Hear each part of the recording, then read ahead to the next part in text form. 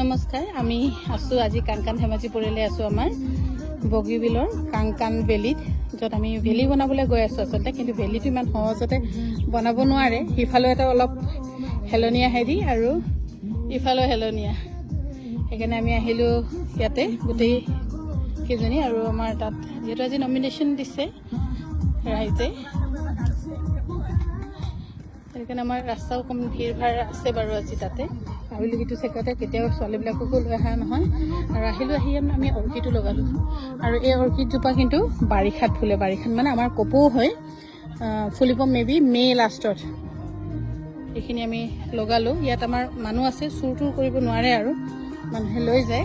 আৰু ভাত আছেই, শ্লাড বনাই আছে সিহঁতে ভিতৰত। আজি চাইমদো আনিছোঁ, চাইমদো চাকিলোঁ। তাৰপিছত এইফালে শ্লাড বনাই আছে ভিতৰত, গাহৰি মাংস এইফালে তাই বনাই আছে, মই অকণ চাকিলোঁ। গাহৰি মাংস ময়ো বনালোঁ, পাছৰ পৰা সিহঁতে বনাই আছে। কিছুমানে পুখুৰীত গা ধুলে,